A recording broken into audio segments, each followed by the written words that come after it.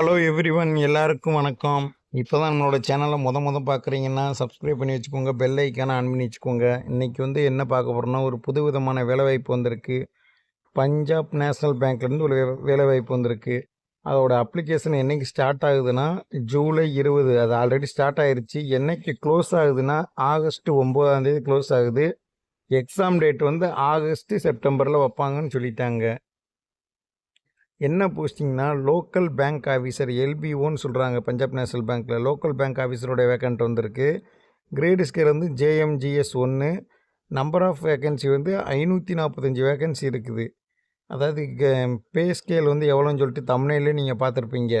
Pay scale 48,480 ரூபா starting.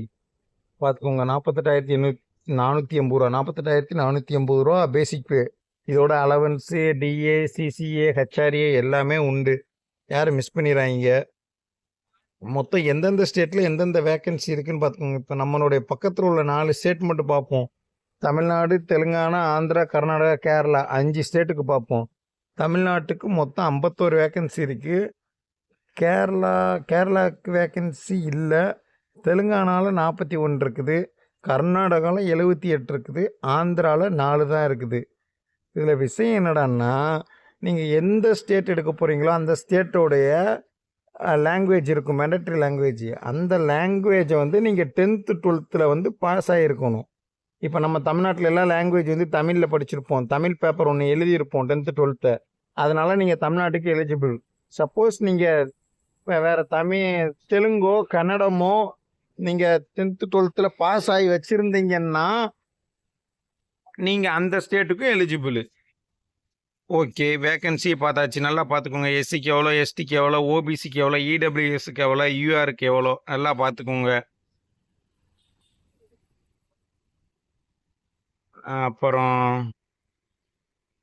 அப்புறம் eligibility criteria.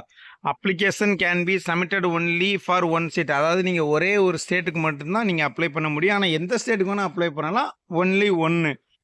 Okay, அந்த நான் சொன்ன பாருங்க, including proficiency in the specific language of the state. நீங்கள் எந்த ஸ்டேட்டுக்கு அப்ளை பண்ணுறீங்களோ அந்த ஸ்டேட் லாங்குவேஜ் உங்களுக்கு தெரிஞ்சிருக்கணும் மீன்ஸ் 10th 12th அந்த பேப்பரை எடுத்து நீங்கள் பாஸ் ஆகிருக்கணும்.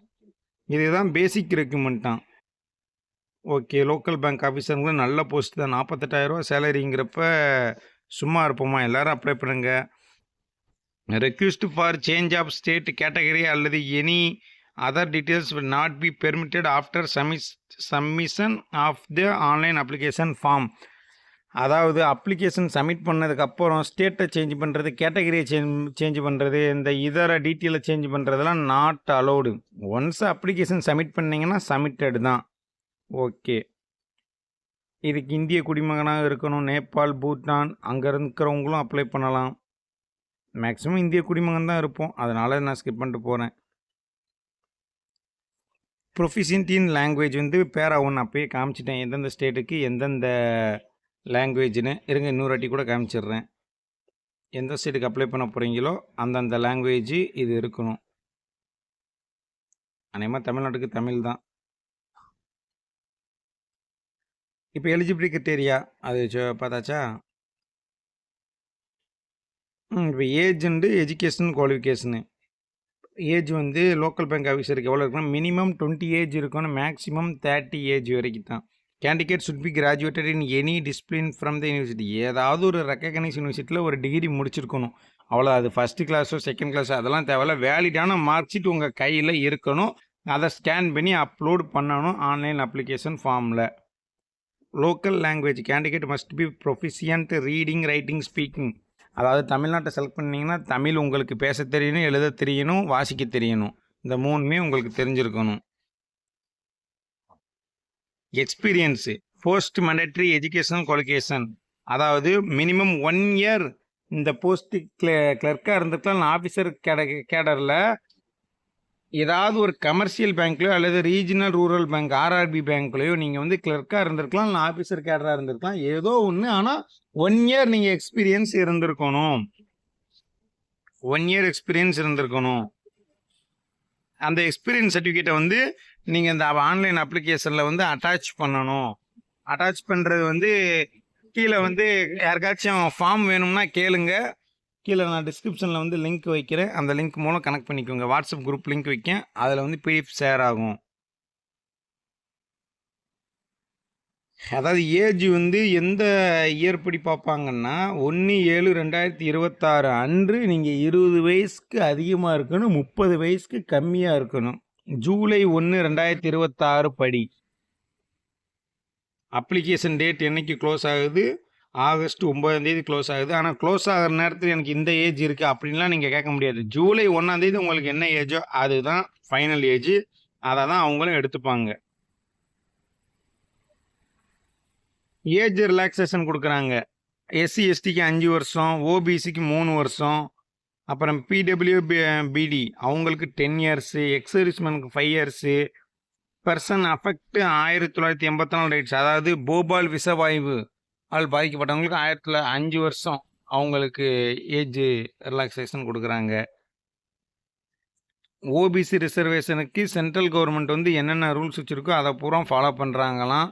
அப்படி அந்த ரூல்ஸை நீங்கள் ஃபாலோ பண்ணலைன்னா நீங்கள் அன்ரிசர்வாக தான் கருதப்படுவீர்களாம். ஓகே. அதர் ப்ரொவிஷன் வந்து the reason other registration not be eligible. Punjab national bank or any of its merged discharge of the அதாவது பஞ்சாப் நேஷனல் பேங்க்கில் வந்து ஆல்ரெடி வேலை பார்த்தவங்க, டிஸ்சார்ஜ் ஆனவங்க, டிசிக்னேஷன் பண்ணவங்களாம் இதுக்கு நாட் எலிஜிபிள். ஒன்லி புது மெம்பர்ஸ் தான் இருக்கணும். 1 இயர் அதர் பேங்க்கில் எக்ஸ்பீரியன்ஸோடு இருக்கணும். அப்புறம் எக்ஸர்விஸ்மேனுக்கு உண்டான ரூல்ஸ் கொடுத்துருக்காங்க. எக்ஸர்விஸ்மேனுக்கு அந்த ஏஜ் ரிலாக்ஸேஷன் வந்து 5 வருஷம் கொடுப்பாங்களே தவிர மற்றபடி அவங்களுக்கு ரிசர்வேஷன் கிடையாது. There is no reservation for exservicemen in direct recruitment of officer cadre. Person with benchmark disability, அதாவது பிடபிள்யூபிடி மாற்றுத்திறனாளிக்கும் ரிலாக்ஸேஷன் கொடுக்குறாங்க. மாற்றுத்திறனாளி வந்து எந்தெந்த மாற்றுத்திறனாளி எலிஜிபிள்னா அந்த ஓசி கேட்டகரி, எல்டி கேட்டகரி. ஓசினா orthopaedically challenge loco motor disability, இவங்க மட்டும்தான் eligible.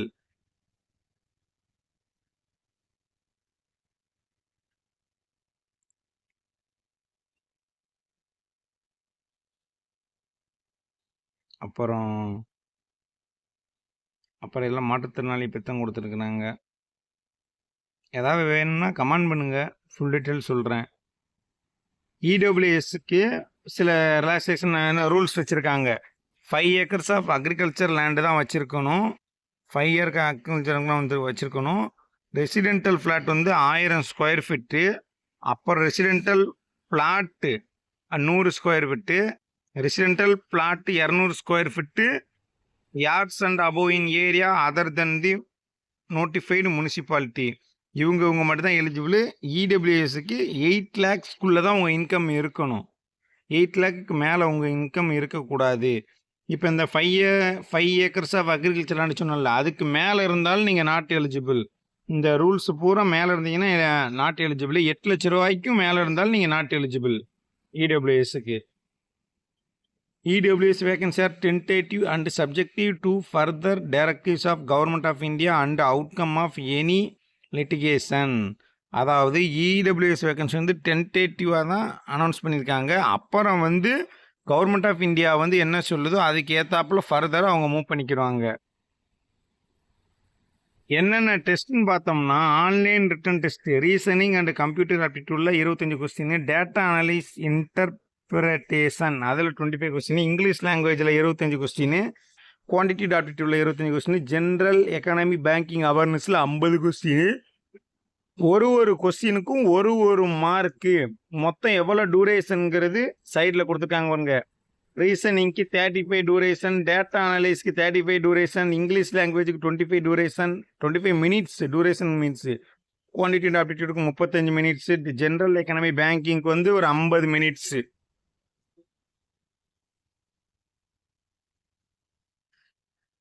There will be negative mark for wrong, அதை 1/4. 4 கொஸ்டின் தப்புனா 1 மார்க் போயிடும். Okay. 40% of general EWS category, 35% தான் ரிசர்வ்டு கேட்டகரி. அதாவது 40% மார்க் வந்து இடபிள்யூஎஸும் ஜென்ரலும் எடுக்கணும். 35% மார்க் வந்து ரிசர்வ் கேட்டகரி, ஓபிசி, எஸ்சி, எஸ்டின்னு 35 இது வந்து எடுக்கணும். Local language proficiency test. அதாவது அப்போ நான் ஸ்டார்டிங்லேயே உங்கள்கிட்ட வீடியோவில் சொல்லியிருந்தேன்ல, எந்த ஸ்டேட் எடுக்க போகிறீங்களோ அந்த ஸ்டேட்டில் 10th 12th வந்து நீங்கள் பாஸ் ஆகி வச்சுருக்கணும். இப்போ நீங்கள் தமிழ்நாட்டுக்காரங்களுக்கு எந்த பிரச்சனையுமே இல்லை. நீங்கள் தமிழ்நாடாக இருந்துட்டு அதர் ஸ்டேட்டு நீங்கள் அப்ளை பண்ணீங்கன்னா அந்த ஸ்டேட்டில் உள்ள லாங்குவேஜ் பேப்பரை நீங்கள் 10th 12th பாஸ் ஆகிருக்கணும். இதுதான் ரூல்ஸு. அப்புறம் டேட்டு டைம் அண்ட் வென்யூ, அதான் டேட்டு டைமு எந்த இடம் அப்படிங்கிறது ஒவ்வொரு ஸ்டேட்லேயும் பேங்க்கு செப்பரேட்டாக அனௌன்ஸ் பண்ணுவாங்க. பர்சனல் இன்டர்வியூ உண்டு. All candidate short listed after qualifying in the online written test. Online return டெஸ்ட்டில் குவாலிஃபை ஆகிற அனைவருக்கும் பர்சனல் இன்டர்வியூ கண்டிப்பாக வைப்பாங்க. பர்சனல் இன்டர்வியூவில் மார்க்கு 50 மார்க்கு. 50ல் அதற்கு minimum qualification in interview shall be 45%. அதாவது 22.5 மார்க் வந்து எடுக்கணும். 22.5 மார்க் வந்து எஸ்சிஎஸ்டி கேண்டிடேட் எடுக்கணும். 25 மார்க் வந்து அதர் கேண்டிடேட், மற்ற கேண்டிடேட் பூரா 25 மார்க் எடுக்கணும். அதாவது 50% எடுக்கணும். எஸ்சிஎஸ்டி மட்டும் 22 எடுக்கணும். அதுக்கு கம்மியாக எடுத்தீங்கன்னா நீங்கள் டிஸ்குவாலிஃபைடு. கம்மியாக எடுத்தால் disqualified. Appearance in the interview does not confer any right to selection and only those who qualify in the LLPT. அதாவது இன்டர்வியூ வந்துட்டாலே, இன்டர்வியூவில் முடிச்சிட்டாலே உங்களுக்கு வேலைங்கிறது உறுதி கிடையாது. அது வந்து ஒரு குவாலிஃபை மட்டும்தான். அப்புறம் மெரிட் லிஸ்ட் எதுவோ அதுதான் குவாலிஃபை. அந்த அடுத்து ஃபைனல் செலெக்ஷன் வர்றாங்க பாருங்க. மெரிட் லிஸ்ட்டில் வந்து நீங்கள் செலக்ட் ஆகுறீங்கன்னா ஃபைனல் லிஸ்ட்டில் உங்கள் நம்பர் வரும். உங்கள் ஸ்டேட் என்ன அப்ளை பண்ணீங்களோ state wise category wise select பண்ணி மொத்தமாக ஒரு ஃபைனல் லிஸ்ட்டு. ஆன்லைன் ரிட்டன் டெஸ்ட்டில் எவ்வளோ மார்க்கு, பர்சனல் இன்டர்வியூவில் எத்தனை மார்க்கு, எத்தனையோ பேர் எக்ஸாமு இன்டர்வியூ எல்லாம் முடிச்சு வச்சுருப்பாங்க. ஆனால் வேக்கன்சிக்கு ஏற்றாப்புல அந்தந்த ஸ்டேட்டுக்கு ஏற்றாப்புல ரேங்க் படி ஒரு லிஸ்ட் விடுவாங்க. அந்த லிஸ்ட்டில் வந்து உங்கள் பேர் வந்துச்சுன்னா நீங்கள் எலிஜிபிள். அந்த லிஸ்ட்லேயும் இந்த event of 2 or more candidate, 2க்கும் மேற்பட்ட விண்ணப்பதாரர்கள் வந்து ஒரே மார்க் வச்சுருந்தாங்கன்னா டேட் ஆஃப் பர்த் படி யார் மூத்தவங்களோ அவங்களுக்கு முன்னுரிமை கொடுக்கப்படும்.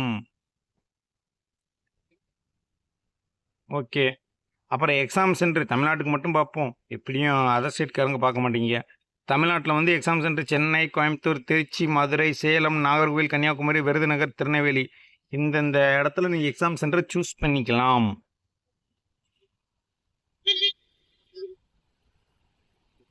அந்த எக்ஸாம் சென்டரில் வந்து இந்தந்த பொருள் வந்து நாட் எலிஜிபிள்.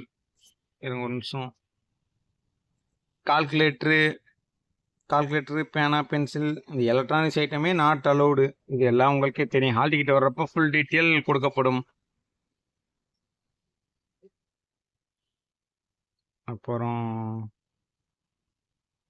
அப்புறம் என்னென்ன டாக்குமெண்ட் வந்து பர்சனல் இன்டர்வியூ அப்போ எட்டு போகணும். பர்சனல் இன்டர்வியூ அப்போ இன்டர்வியூ கால் லெட்ரு, அப்புறம் online application form, date of birth ப்ரூஃபுக்கு 10th சர்டிஃபிகேட்டு, அட்ரஸ் ப்ரூஃபுக்கு ஒரு ஆதார் கார்டு, அப்புறம் டாக்குமெண்ட்டுக்கு வந்து உங்கள் டிகிரி சர்டிஃபிகேட்டு.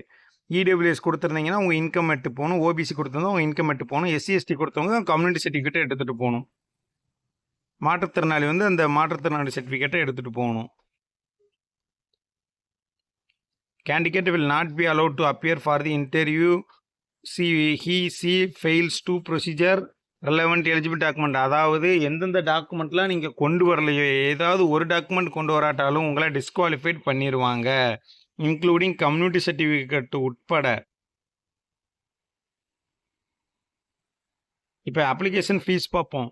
எஸ்சிஎஸ்டிக்கு 50 ரூபா ப்ளஸ் ஜிஎஸ்டி 18% சேர்க்குறப்ப 59 ரூபா வந்துடும். அதர் கேண்டிடேட்டுக்கு 1000 ரூபா 1180 ரூபா வந்துடும் அவங்களுக்கு ஜிஎஸ்டியோட. The fees once paid shall be not refund. எக்காரணத்தை கொண்டோ எக்ஸாம் செலெக்ஷன் முடிஞ்சதுக்கப்புறமோ உங்களுடைய அமௌண்ட்டு ரீஃபண்ட் ஆகாது. இது வந்து ரிசர்வ் கேட்டகரியை தவிர, ரிசர்வ் கேட்டகரி உள்ளவங்களுக்கு எக்ஸாமுக்கு அப்புறம் ரீஃபண்ட் ஆயிரும்னு சொல்கிறாங்க. அது பார்ப்போம்.